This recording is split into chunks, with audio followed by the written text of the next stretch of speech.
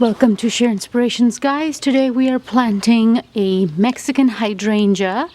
I have found a small plant of this rooted via one of my exchanges. I have done a lot of research as to what kind of hydrangea would do well for me here in the desert. And it seems like Mexican hydrangea is the best hydrangea to grow. Where I am from, the Pacific Northwest, we have hydrangeas there everywhere because it's wet all the time, and hydrangeas seem to love the wet winters and the dry summers, and they bloom all summer over there. However, here in the desert, it's a little bit of a different climate, of course.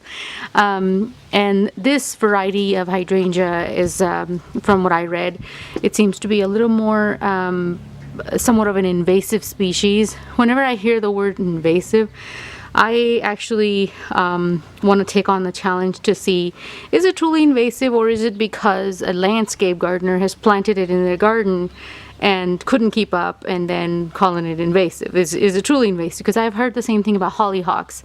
So to me, hollyhocks are not invasive, even though they volunteer, they drop seed everywhere.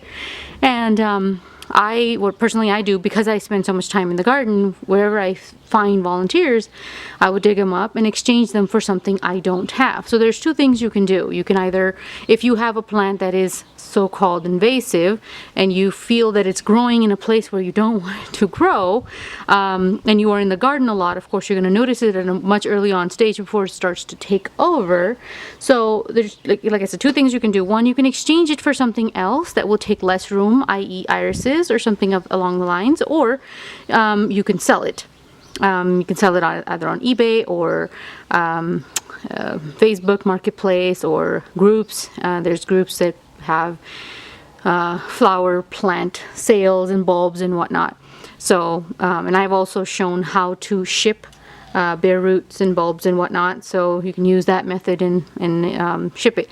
However, you should not shy away from growing something just because somebody online said it's invasive. It's not necessarily the case, especially if you're a cut flower person who is constantly hacking away at plants.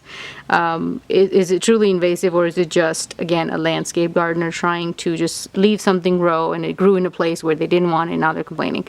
So anyway, let's get planting. I have my drill auger as usual, and I have the I have dug the hole about 4 to 6 inches. Here is my rooted plant right here, and it has these purple new buds all along it, so it seems like it is very eager to grow. The lady who sent it to me, she's actually in Georgia, and she's also in Zone 8B, and it grows very well over there, so I'm hoping it will do the same for me. Here we are.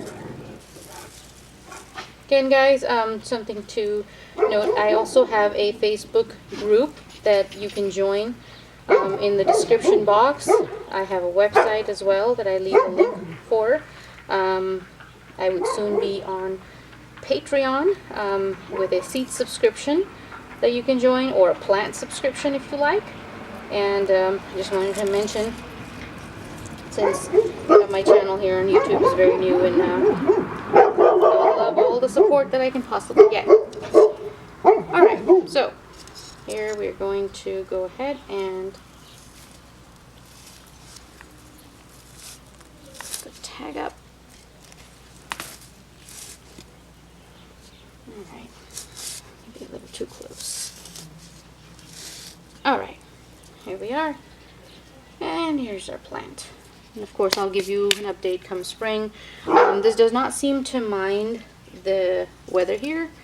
Yeah, it does. I'm in Zone 8B, and it does get about 15 to 20 degrees at night in the coldest of the winter. Hope you enjoyed the video, guys. I will see you in the next one. Thank you. Bye.